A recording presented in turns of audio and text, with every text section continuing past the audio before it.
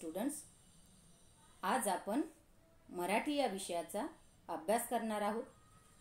भाग 2 मधील पाठ क्रमांक 11 लेख ही कविता आज आपण अभ्यासूया।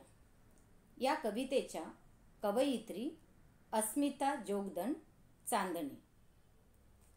मुलांनो, लेख हा शब्द उच्चारल्याबरोबरच आपल्या समोर येते ती म्हणजे मुलगी, हो की नाही? बघा मुलांनो, मुलगा असो किंवा मुलगी किंवा कोणतेही अपत्य असो, त्यांच्याविषयी बोलल्याशिवाय किंवा त्यांच्याविषयी काही भावना व्यक्त केल्याशिवाय कसे कळणार? म्हणूनच तर कवयित्रीने लेकीबद्दल किती आपुलकी आहे, किती जिव्हाळा आहे, हेच त्या कवितेतून त्यांनी व्यक्त केले आहे। बघा मुलांनो, ही लेकीबद्दलची जी भावना आहे, ही भावना फक्त एकट्या कवयित्रीचीच नाही, तर संपूर्ण दाम्पत्याची आहे। आणि त्यातही ज्यांना मुलगी असते अशा पालकांची भावना कवयित्रीने या कवितेतून व्यक्त केली आहे। आता आपण कवयित्रीचा परिचय बघूयात। बघा मुलांनो, अस्मिता जोगदंड चांदणे या कवयित्रीचा आपण परिचय बघूयात। बघा, जन्म 1984, खेड तालुक्यातील प्रसिद्ध कवयित्री अस्मिता।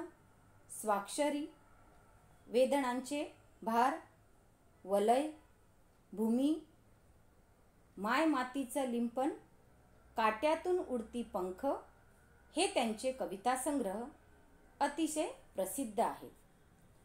शालेय जीवनापासूनच काव्य लेखनाची त्यांना खूप आवड होती। अनेक साहित्य संमेलनात सुद्धा त्यांनी भागही घेतला। त्यांच्या या काव्य वाचनाने रसिकांचे त्यांनी मन जिंकले।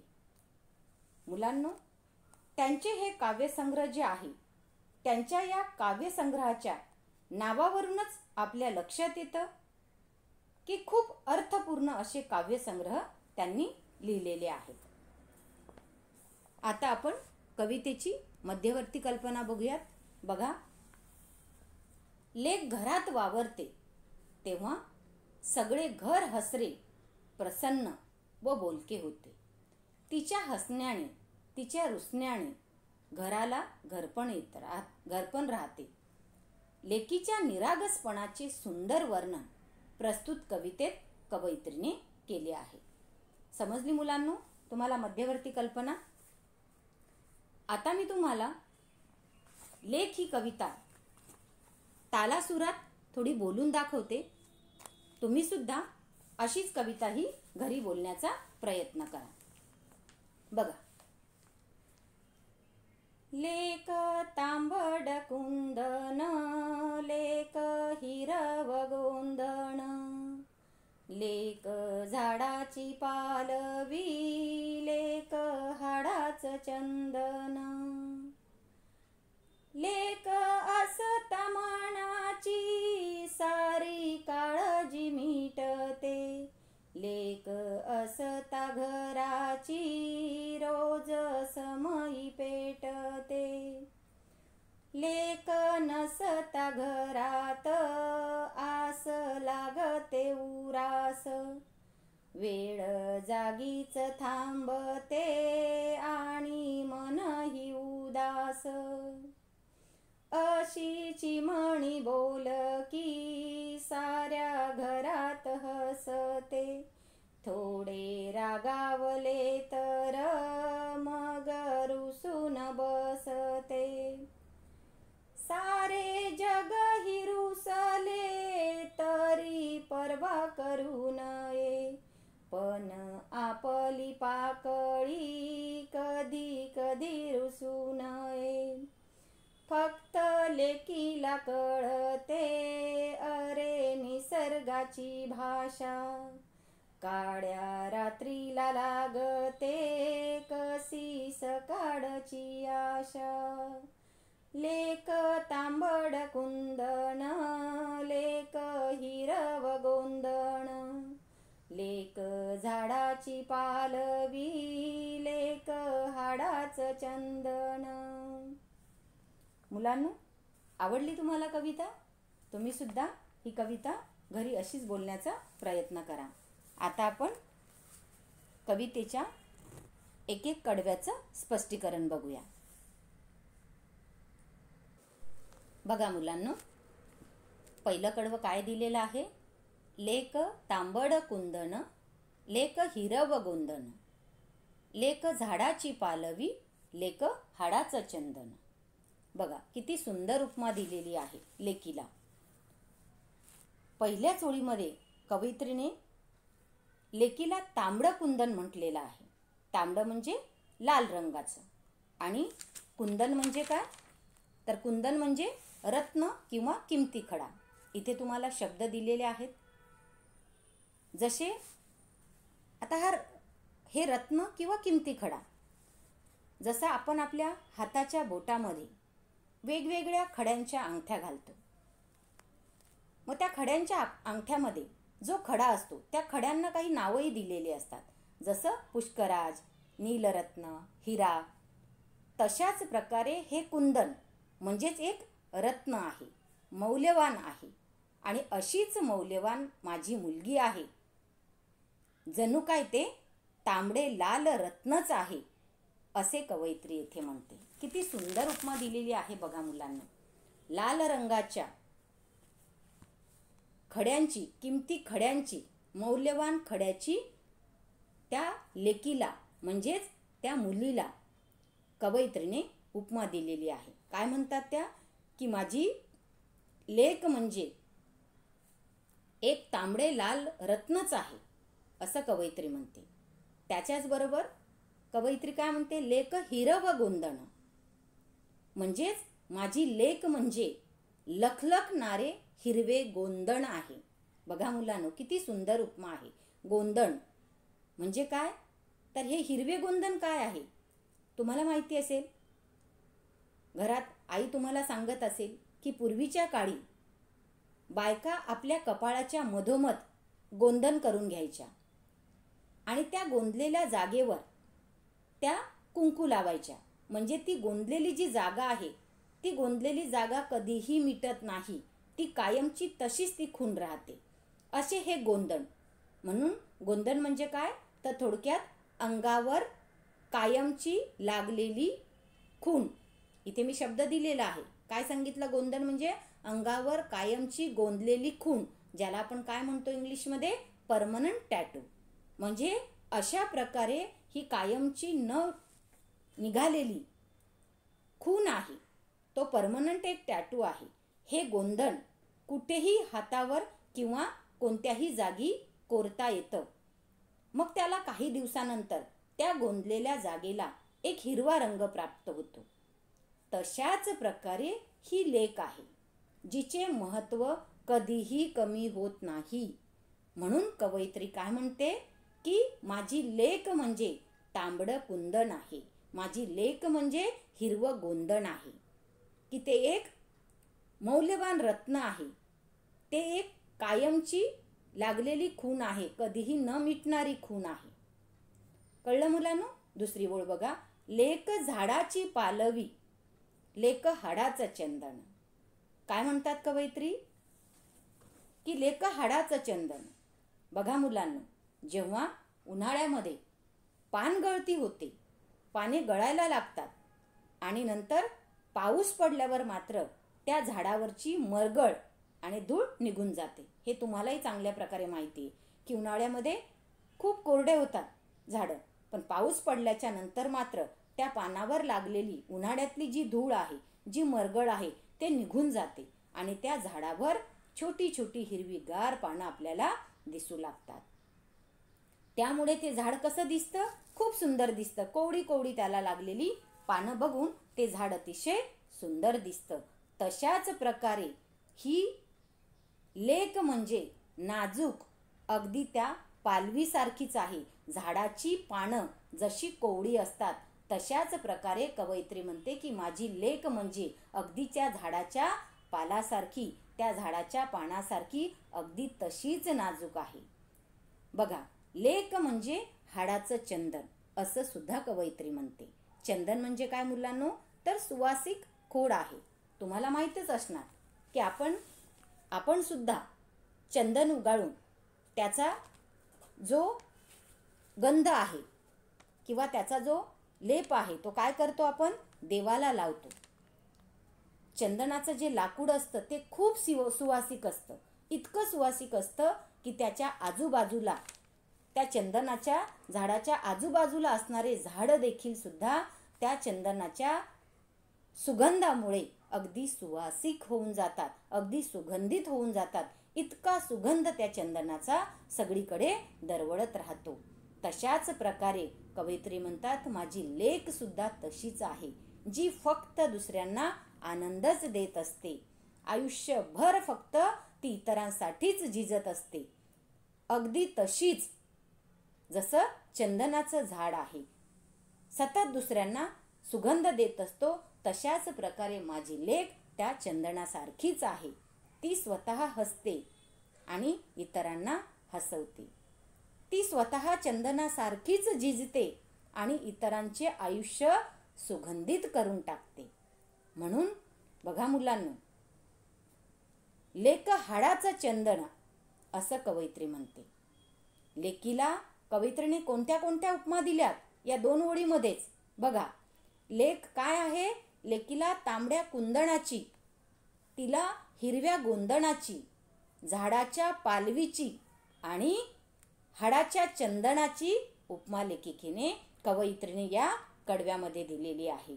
लेक इतकी महत्त्वपूर्ण आहे की ती प्रत्येक घरासाठी तशाच प्रकारे अगदी महत्त्वाची आहे. तशाच प्रकारे ती लेक सर्वांची लाडकी आहे असं कवयित्री म्हणते.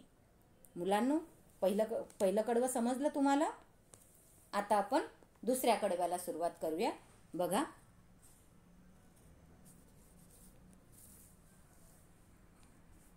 लेक असता मनाची सारी काळजी मिटते, लेक असता घराची रोज समयी पेटते.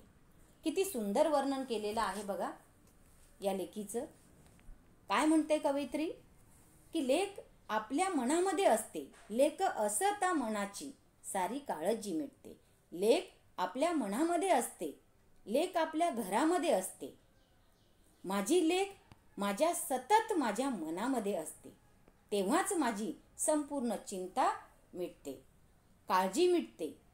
पुढे काय म्हणतात कवयित्री, लेक असता घराची रोज समयी पेटते.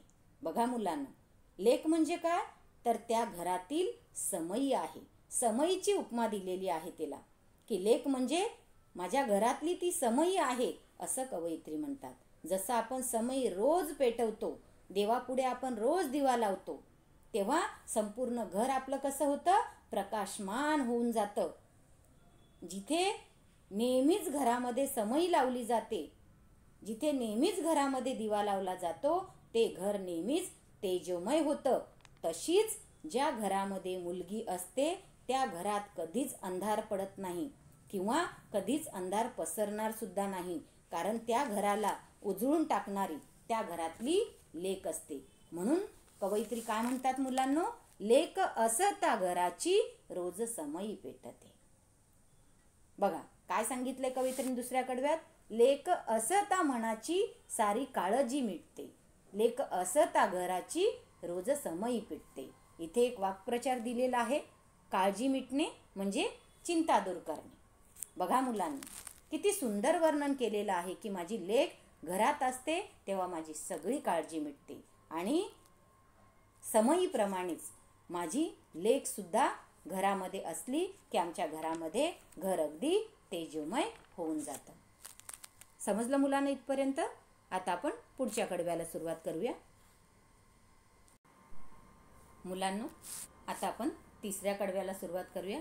बघा, लेक नसता घरात आस लागते उरास, वेळ जागीच थांबते आणि मनही उदास. किती सुंदर वर्णन कवयित्रीने केलेलं आहे बघा. काय म्हणतात कवयित्री? लेक नसता घरात असं लागते उरास. आस म्हणजे काय मुलांना? ओढ, तीव्र इच्छा. आणि उर म्हणजे हृदय.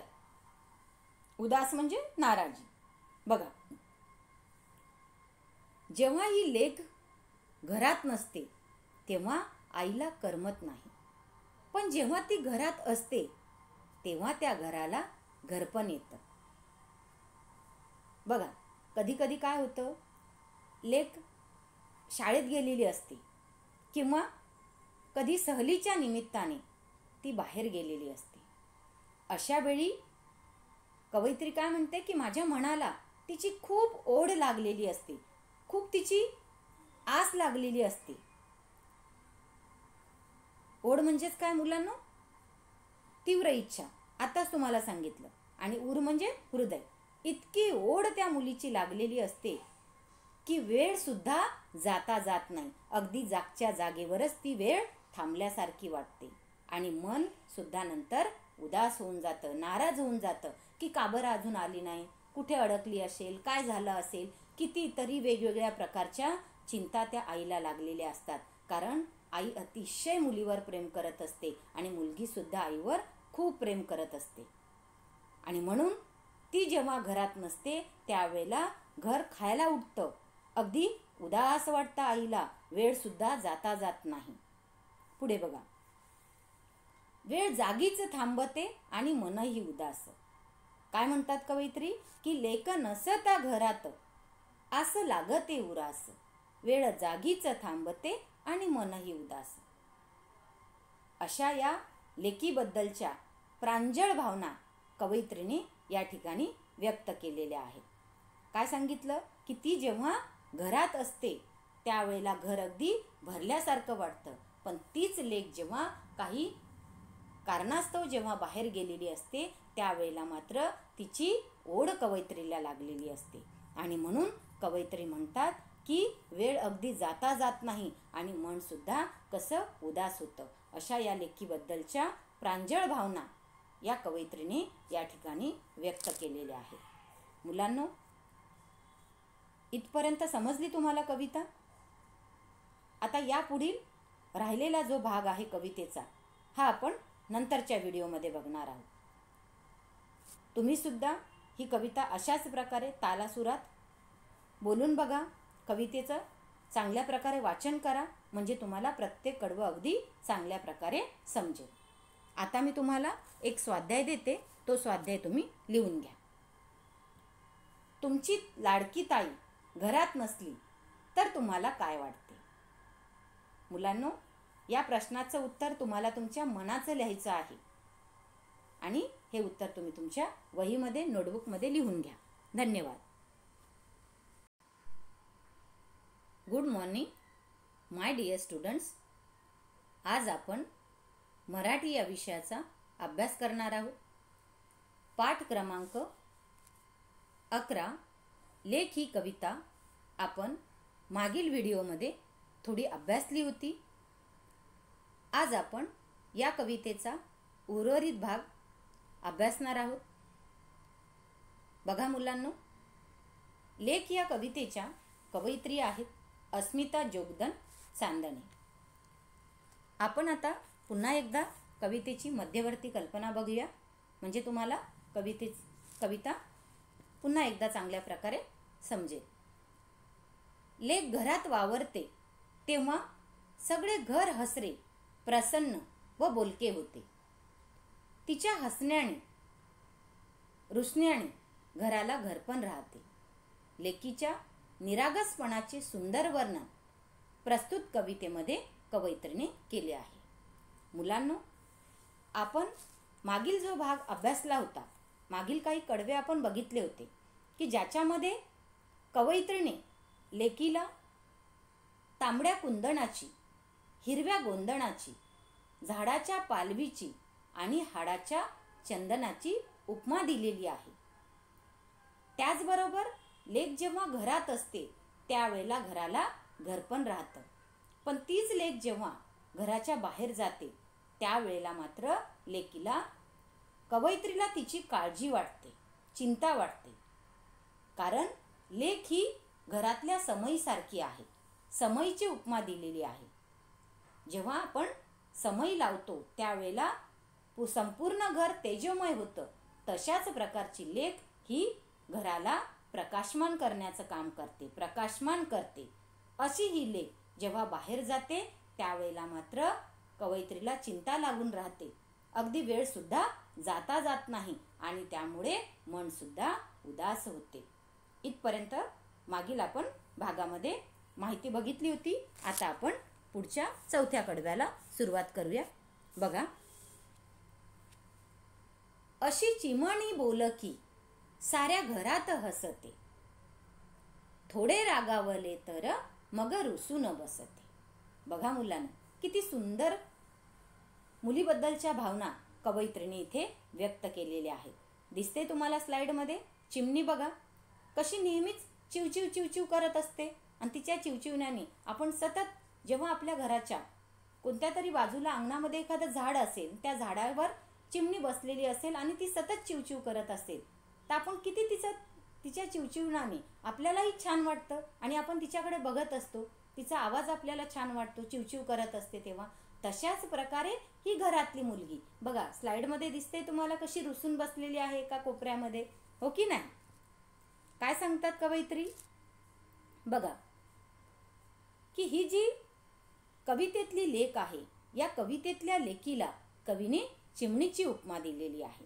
कारण कवयित्रीची मुलगी जी आहे, कवयित्रीची लेक जी आहे, ही इतकी बोलकी आहे की चिमणी जशी सतत चिवचिव करत असते तशीच माझी लेक साऱ्या घरभर हसत खेळत राहते, साऱ्या घरभर हसत खेळत बोलत राहते आणि त्यामुळे मला खूप आनंद होतो असं कवयित्री म्हणतात. पण अशा या घरभर हसणाऱ्या बोलणाऱ्या चिमणीला म्हणजेच जर कोणी रागावलं, बोलणाऱ्या चिमणीला म्हणजेच लेकीला जर कोणी रागावलं तर मग मात्र ती रुसून बसते. जसे तुमच्या घरातच बघा ना, तुमची एखादी लहान बहीण असेल, ती कशी सतत घरात बडबड करत असते. तिच्या त्या पायामध्ये जे छोटे छोटे असे पैंजण घातलेले असतात, त्या पैंजणांचा चुमचुम चुमचुम आवाज करत कशी संपूर्ण घरभर फिरत असते. आणि त्यामुळे तिचा जो पैंजणाच्या त्या घुंगराचा आवाज जो छुमछुम असतो, त्या आवाजाने आपल्याला खूप छान वाटतं. तो आवाज आपल्या मनाला खूप भावतो. तशीच ही सुद्धा मुलगी म्हणजे ती काय करत असते, तुमच्या घरातली छोटी बहीण तुमची मग सतत कोणाला तरी आवाजाने नावाने बोलणार, दादा, पप्पा, मम्मी असं सतत नाव घेत बडबड बडबड बडबड करत असते. पण जर का तिला घरामध्ये कोणी ओरडलं तर ती काय करते, लगेच कोपऱ्यात जाऊन रुसून बसते. बसते की नाही? अगदी तशीच ही या कवितेतली कवयित्रीची लेक आहे. म्हणून कवयित्रीने तिला बोलक्या चिमणीची उपमा दिलेली आहे. समजलं मुलांना? पुढचं कडवं बघा आता. सारे जगही रुसले तरी पर्वा करू नये, पण आपली पाकळी कधी कधी रुसू नये. बघा मुलांना, इथे सुद्धा किती सुंदर वर्णन या लेखीबद्दल कवयित्रीने केलेलं आहे. काय म्हणतात कवयित्री? सारे जगही रुसले तरी पर्वा करू नये, पण आपली पाकळी कधी कधी रुसू नये. बघा स्लाइडमध्ये एकाच रंगाच्या एकाच कलरची तुम्हाला फुलं दिसतात. एकामध्ये तुम्हाला एक छोटीशी पाकळी दिसते, कळी दिसते कळी, आणि दुसऱ्या याच्यामध्ये तुम्हाला त्या कळीचं उमललेलं फूल दिसतं की नाही? बघा काय सांगतायत कवयित्री? सारे जगही रुसले तरी पर्वा करू नये, पण आपली पाकळी कधी कधी रुसू नये. जे लोक आपल्या मुलीवर कधीतरी कितीतरी वेळा नाराज होतात, म्हणजे बऱ्याच वेळेला आई बाबा नाराज होतात की नाही, मुलगी सतत बडबड बडबड करत असते, त्रास देते, मग नाराज होतात. पण ती मुलगी सुद्धा आपल्यावर कितीही नाराज झाले तरीही ती तेवढ्यापुरतीच नाराज राहते, परत ती लगेच खेळायला बागडायला सुरुवात करते. अशाच प्रकारे ही या कवितेतली लेख आहे. कवयित्री काय म्हणतात की बाकीचे लोक आपल्यावर कितीही नाराज झाले, आपल्यावर कितीही रुसले, तरी आपल्याला त्याची चिंता करण्याची गरज नाही.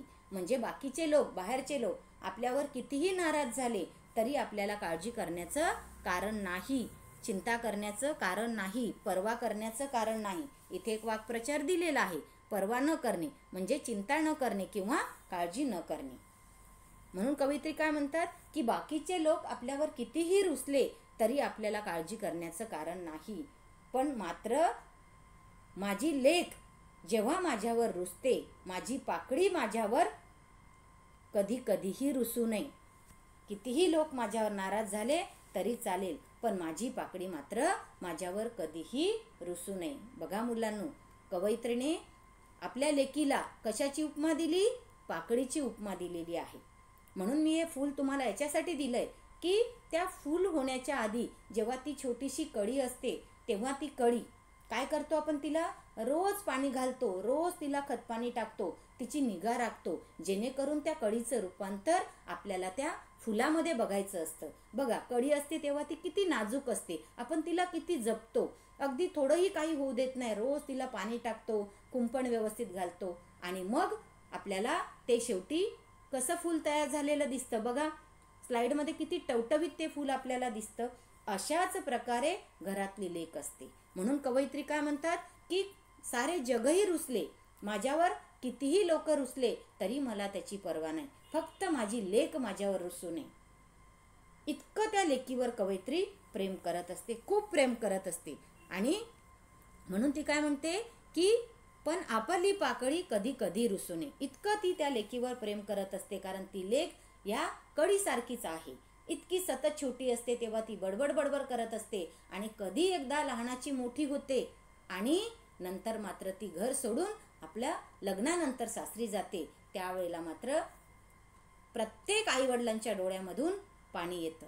अशा प्रकारे ही या कवयित्रीची लेक आहे. म्हणून कवयित्री म्हणते की माझी लेक मला रुसलेली चालणार नाही, माझी पाकळी कधी मला रुसलेली चालणार नाही. इथपर्यंत समजलं मुलांना? पुढे बघा. बघा पुढचं कडवं.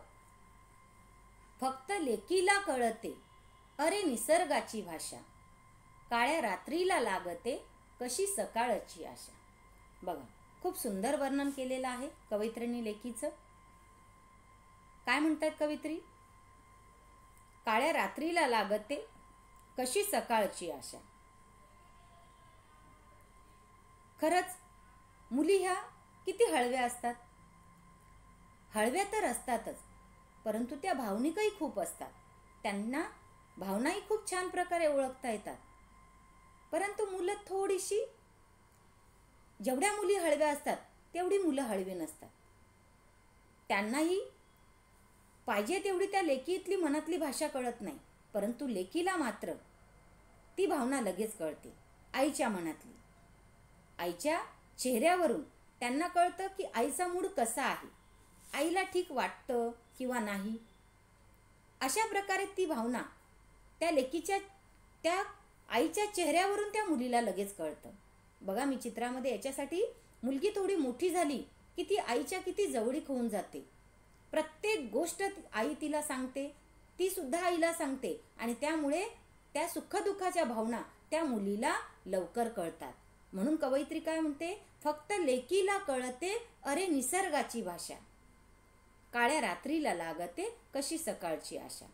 ही एक निसर्गाचीच भावना आहे जी मुलींना आपल्या आईबद्दल कळते.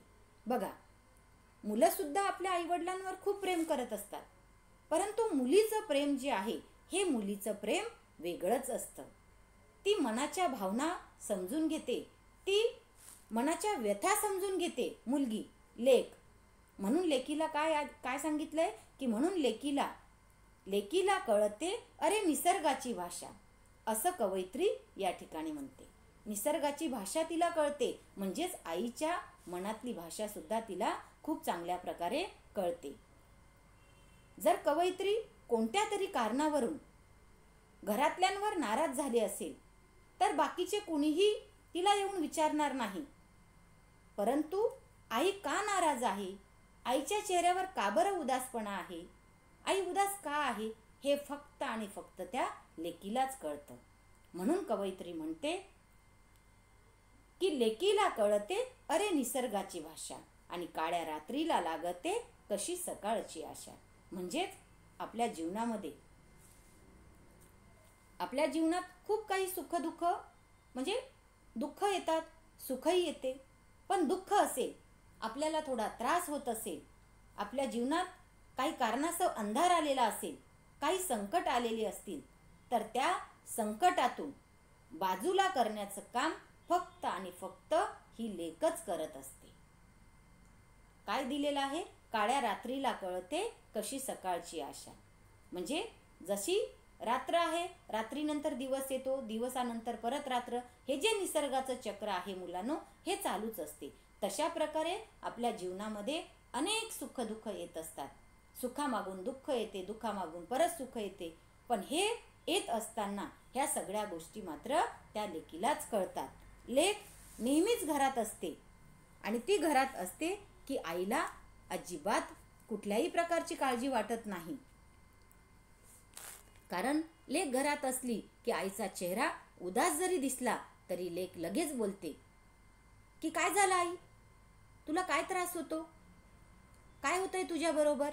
म्हणजे जसा अंधाऱ्या रात्रीनंतर आवश्यक अशी एक आशादायी सकाळ उगवते, तशाच प्रकारे माझी ही लेक आहे, ही मला जीवनाचं म्हणजे अर्थ सांगते. माझी ती जीवनदायी आहे, मला ती प्रकाशमय करण्याचं काम करते. कोण? कवयित्री काय म्हणतात की एका अंधाऱ्या रात्रीनंतर जशी एका सकाळच्या आशादायी सकाळची आशा असते किंवा आशादायी सकाळ उगवते, तशाच प्रकारची माझी लेक म्हणजे एक जीवनदायी आहे, ती एक प्रकाशमय करणारी आहे, ती एक तेजोमय आहे.